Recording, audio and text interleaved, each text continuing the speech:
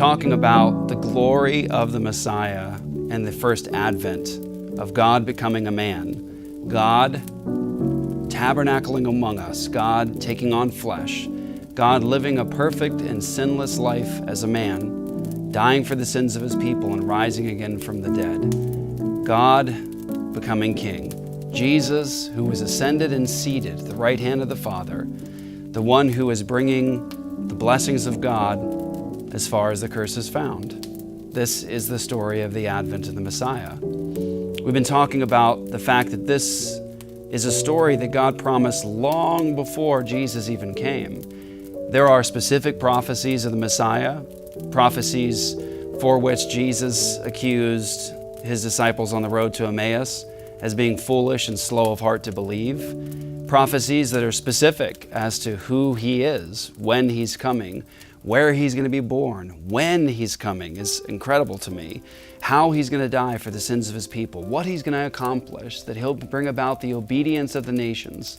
There's symbolism and there's depth. There's the story of Abraham and Isaac, and there are all these amazing rehearsals that God had his people doing long before Jesus came. And I often say when I talk about this, I think it's important for us to recognize just how glorious this story is and how it must have been incomprehensible completely to the Jews. All they understand is the basics of where they're at. All they understand is their plight. I mean, at the moment of the Exodus we're in today, the Jews are enslaved.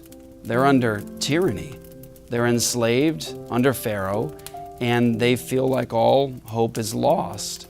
They understand ultimately little of what we understand today, looking back, as God has promised the Messiah and he's fulfilled all those promises. But what they understand is that they're enslaved. They're in slavery, they're in bondage, they're stuck. And God promises to deliver them from their bondage, their slavery.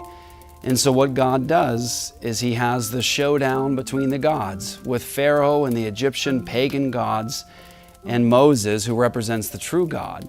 It's interesting when you think about the story of the Exodus, we oftentimes, and I did this as a little boy when I saw the movie about the Exodus, I thought it seems awfully cruel in a way for God to send these plagues into Egypt. It seemed kind of strange, right? You have locusts and frogs and the water into blood and all these amazing plagues. And it just seems sort of over the top in some sense when you're looking at it not understanding history. But when you understand where the Jews were in their bondage, you understand that the Jews were enslaved in a nation that was pagan. They had all kinds of gods. They had gods who were in control of the waters and the crops, and you had, of course, gods in control of the frogs and the locusts and all the rest. And so when God sends his prophet Moses to Pharaoh to say, "Let my people go," he's going to rescue them from their slavery. God sends into Egypt the plagues that their gods were supposed to have control over. So imagine the Egyptians praying to their false god of the waters and their god who's supposed to be in charge of the frogs and the locusts, and nothing's happening. They're stuck.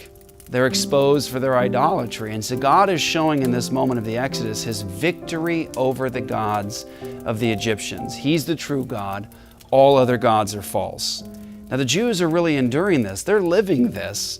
They're in bondage. They're slaves. They're stuck. And God promises to deliver them. But how? And so these miraculous things happen in Egypt to demonstrate God's power over these false gods.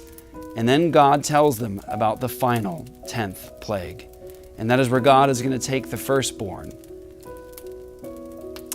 And this moment is powerful.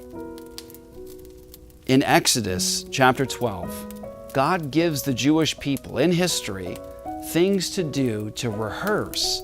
Again, I think we need to be honest. They couldn't have possibly understood what all this really meant and how it pointed to Christ. But they're told to take a lamb with no spot and no blemish, a perfect lamb. And they're even told, in the story, they're told not to break the bones of the lamb. So you need a perfect lamb. It needs to be without spot and blemish and don't break its bones.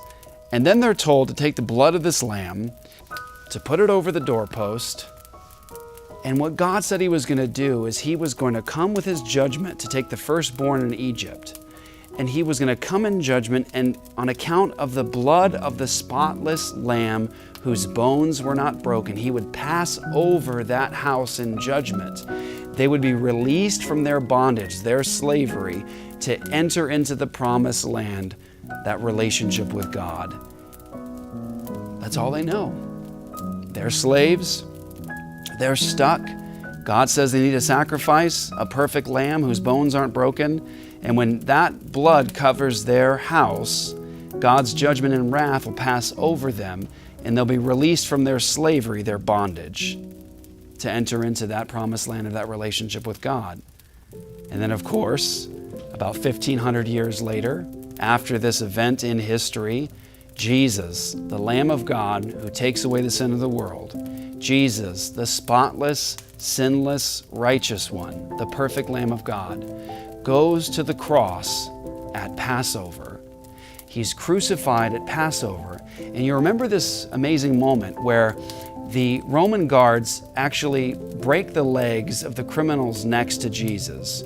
That's because in crucifixion, there was blood loss, but you typically died because of suffocation.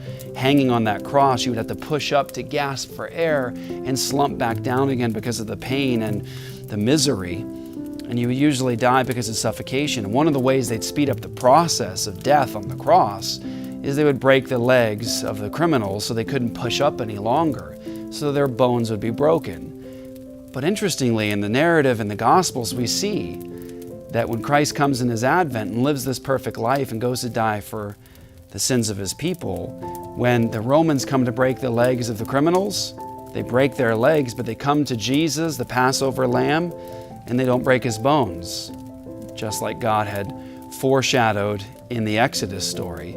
So you have this glorious story told in Exodus. It's real history. This really happened. They were really in Egypt. There was really pagan gods. God really had this showdown, and they were really in slavery and in bondage and needed to be rescued. God was their redeemer. And God told them, here's what I want you to do. Rehearse this. Do this always. And they take this spotless lamb and they don't break its bones. They're careful not to do that. And they put its blood over their home. And God's judgment passes over them. And they're released from their bondage, their slavery. And you see in this the glory of Advent. Jesus says in John chapter 8, whoever commits sin is a slave of sin. But if the Son sets you free, you shall be free indeed. He is the true and perfect Passover. It's his blood that covers us. God's judgment passes over us. It's diverted away from us. We're freed from our bondage to sin to enter into that relationship with God.